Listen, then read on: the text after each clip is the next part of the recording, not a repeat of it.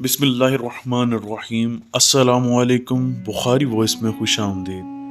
مورخین کا بیان ہے کہ سرور کائنات صلی اللہ علیہ وسلم ایک دن اپنی آغوش مبارک میں حضرت امام حسین علیہ السلام کو لیے ہوئے پیار کر رہے تھے۔ ناگہاں آپ کے صحابی خاص حضرت جابر بن عبداللہ رضی اللہ عنہ حاضر ہوئے۔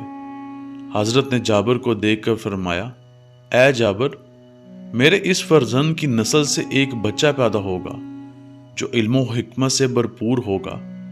اے جابر، تم اس زمانہ کو پاؤ گے اور اس وقت تک زندہ رہو گے جب تک وہ سطح عرض پر نہ آ جائے۔ اے جابر، دیکھو جب تم اس سے ملنا تو اسے میرا سلام کہہ دینا۔ حضرت جابر رضی اللہ عنہ نے اس خبر اور اس پیشن گوئی کو کمال مسرت کے ساتھ سنا اور اسی وقت سے اس آفرین ساتھ کا انتظار کرنا شروع کر دیا، یہاں تک کہ چشم انتظار پتھرا گئی اور آنکھوں کا نور جاتا رہا۔ جب تک آپ بینا تھے ہر مجلس و محفل میں تلاش کرتے رہے، اور جب نور نظر جاتا رہا تو زبان سے پکارنا شروع کر دیا۔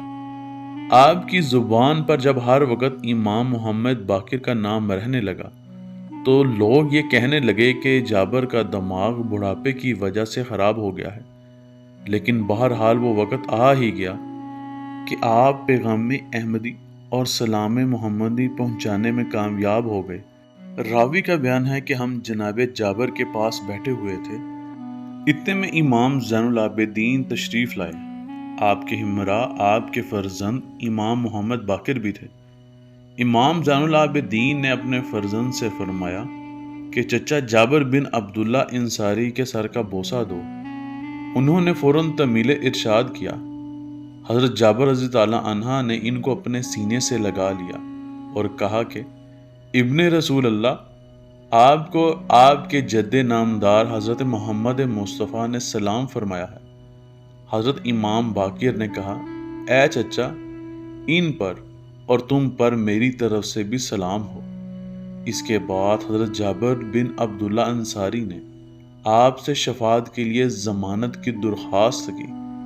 آپ نے اسے منظور فرمایا اور کہا کہ میں تمہارے جنت میں جانے کا ضامن ہوں۔ حضور صلی اللہ علیہ وسلم نے یہ بھی فرمایا تھا کہ جابر میرا پیغام پہنچانے کے بعد تھوڑا زندہ رہو گے، چنانچہ ایسا ہی ہوا۔ حضرت امام باقر یکم رجب المرجب 57 ہجری یوم جمعہ مدینہ منورہ میں پیدا ہوئے۔ جب آپ بدن مادر میں تشریف لائے تو آباء و اجداد کی طرح پھر گھر میں آوازیں غیب آنے لگی، اور جب 9 ماہ کے ہوئے تو فرشتوں کی آوازیں آنے لگی۔ آپ کا نام محمد اور آپ کی کنیت ابو جعفر تھی، اور آپ کے القاب کثیر ہیں جن میں باقر، شاکر اور ہادی زیادہ مشہور ہیں۔ باقر کے معنی شک کرنے اور وسعت دینے کے ہیں۔ آپ کی یہ لقب اس لیے دیا گیا کہ آپ نے علم و معرفت کو نمایاں فرمایا اور حقائق کے خزانے ظاہر فرما دیے۔